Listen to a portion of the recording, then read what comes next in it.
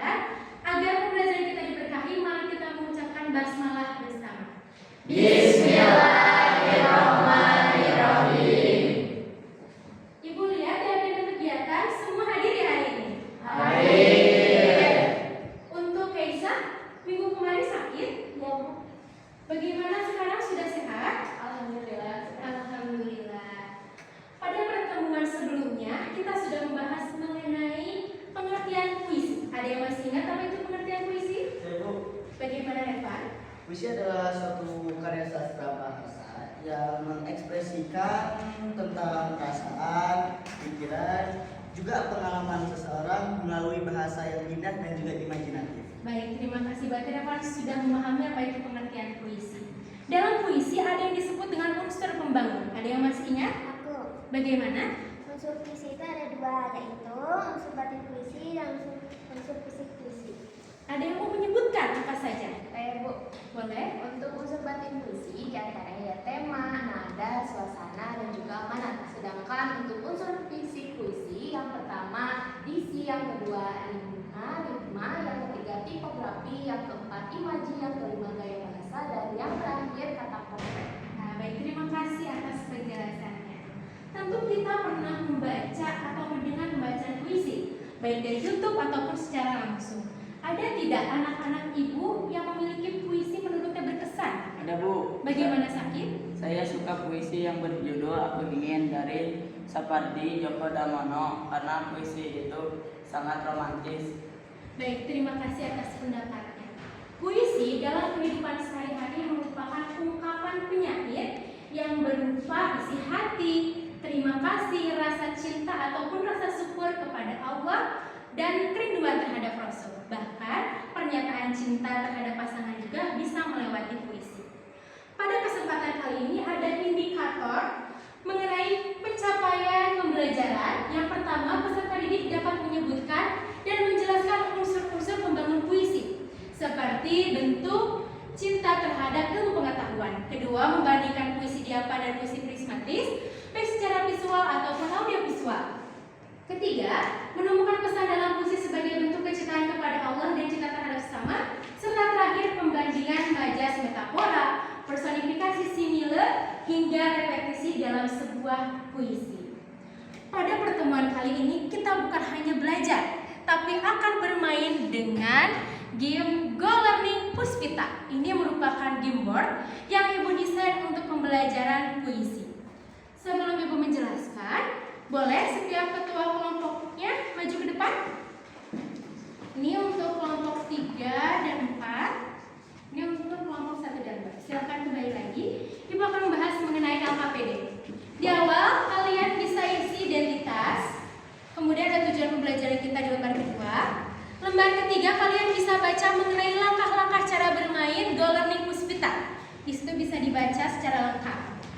Kemudian lembar keempat merupakan lembar yang nanti harus kalian isi untuk Go Learning Puspita. Jadi nanti akan ada setiap pertanyaan. Nanti kalian silakan tulis optionnya di sini. Lembar kelima merupakan peta pemikiran. Ini membahas mengenai unsur fisik, unsur batin, dan puisi diapan serta prismatis. Lembar terakhir merupakan refleksi kegiatan pembelajaran kita hari ini. Go Learning Puspita bukan hanya sekedar permainan, tapi kalian akan bermain, belajar, dan berkompetisi disertakan dengan 4 kartu istimewa. Di sini yang hijau ada kartu materi. Di sini kalian bisa lihat ada QR code yang nanti bisa kalian QR menggunakan handphone sendiri. Jika misalnya handphone bermasalah bisa menggunakan handphone ibu yang di depan. Ada rangkuman materi di sampingnya. Untuk yang pink ini merupakan kartu pertanyaan. Untuk yang kuning ini merupakan kartu tantangan. Ada teka-teki yang harus kalian pecahkan. Dan terakhir, kartu keberuntungan. Di sini kalian juga bisa scan dan ada puisi yang sudah ibu sajikan. Di sampingnya selalu ada pertanyaan. Jadi setiap kolom ini merupakan sebuah poin yang harus kalian kumpulkan. Satu jawaban benar bernilai 10. Skor paling tinggi akan dapatkan reward dari ibu. Paham sampai sini anak-anak? Paham. Sekarang silakan kalian maju ke depan per kelompoknya. Di sini kelompok 1, kelompok 2, kelompok 3, kelompok 4. Permainan ini menggunakan dadu. Setiap dadu yang keluar, nanti kalian harus naik dan menginjak setiap kolomnya. Di sini kalian dituntut untuk bekerja sama, fokus, dan selamat bermain, belajar, dan berkompetisi. Bisa dibaca. Ambil kartu pertanyaan nomor 3. Nanti jika kalian sudah selesai bermain Galeri Puspita, bisa langsung mengerjakan peta pemikiran di halaman selanjutnya ya. Oke.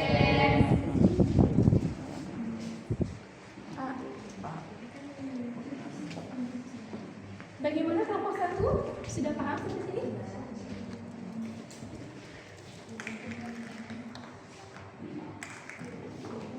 Maju 3 langkah. 1, 2, 3. Ambil kartu tantangan.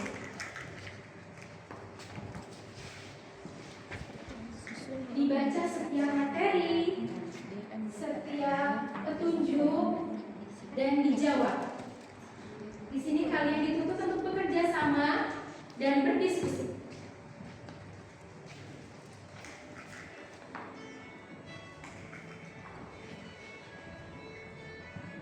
Wah, aku dapat nomor 11. Ambil kartu keberuntungan. Nah, kartu keberuntungan, silakan.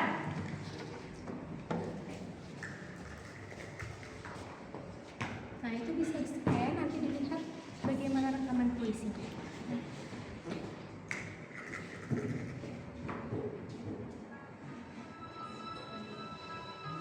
Tuhanku, karya Herawati Maju. Wah, aku dapat nomor 12. Materi ya nomor 12? Iya. Ya, silakan disimak. Nah, materi ini nanti bisa menjawab pertanyaan di lembar selanjutnya. Coba pakai ini. Kalau kalian pahami setiap materi yang ada di setiap satu, agar kalian bisa menjawab peta pemikiran.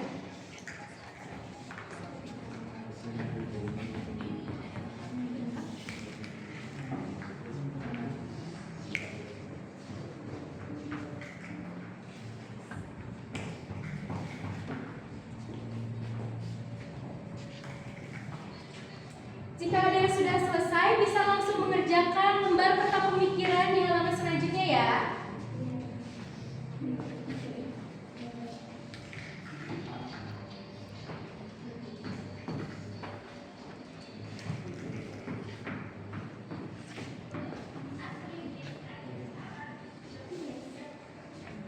Wah, ternyata sudah ada yang mendekati finish.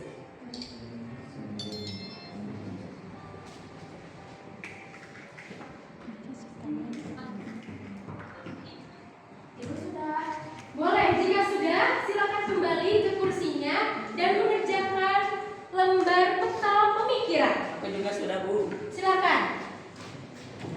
Kelompok berapa nih yang masih agak jauh? Sudah selesai. Silakan dilanjutkan. Tenang, masih ada waktu. Kalian kumpulkan poin sebanyak-banyaknya.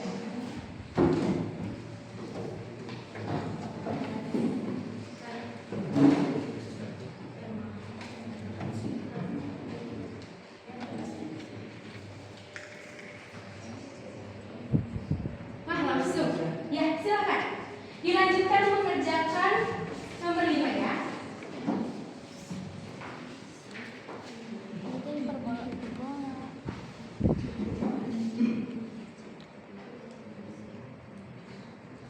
Sudah.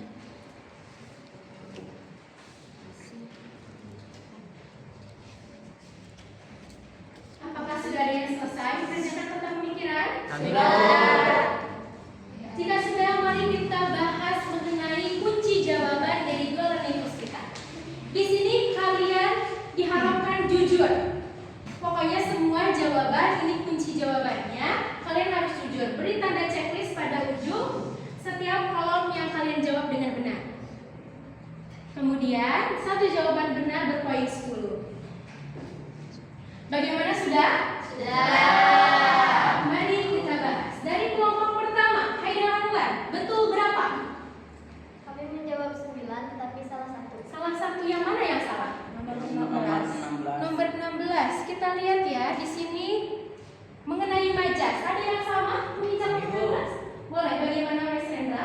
Untuk kelompok kami sendiri kami menjawab B, yaitu karena simil adalah gaya bahasa yang digunakan untuk membandingkan suatu hal menggunakan kata penghubung. Berbeda dengan lawannya yaitu metafora. Metafora digunakan untuk membandingkan suatu hal juga, akan tetapi tanpa menggunakan kata penghubung. Terima kasih Nawal penjelasannya, berarti Nawal sudah paham. Boleh diteruskan? Selanjutnya kepada kelompok 2. Kelompok kami menjawab 8 dan benar semua. Boleh, terima kasih. Kelompok 3. Kelompok kami juga menjawab 8 soal juga betul semua. Dan terakhir nih, kelompok yang paling akhir. Kita betul 10. 10 semuanya betul? Ya. Boleh beri tepuk tangan. Kelompok 4, meskipun nilainya menginjaknya itu lama, tapi ternyata poinnya paling banyak. Ibu kasih dibuat untuk kalian ya.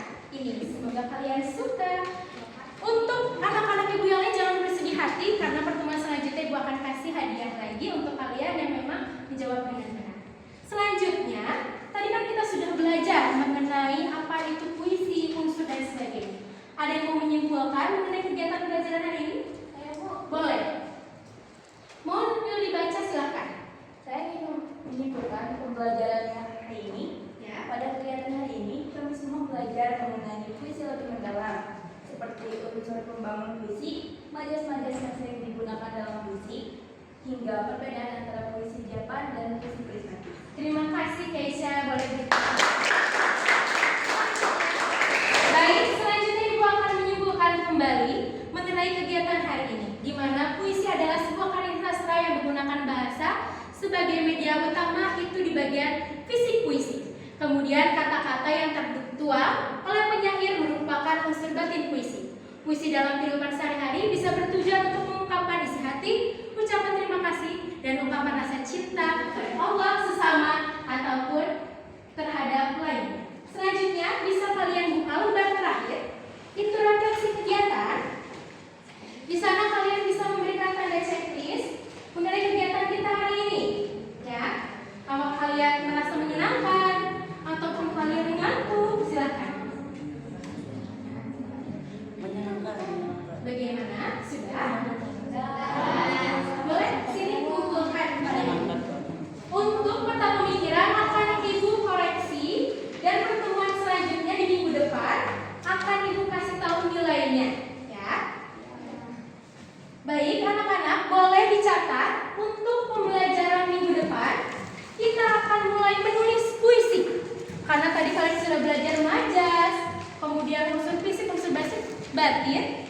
Minggu depan kita akan menulis puisi bertemakan cinta kepada Allah, Rasul, dan cinta terhadap sesama. Baik, sudah semua menulisnya?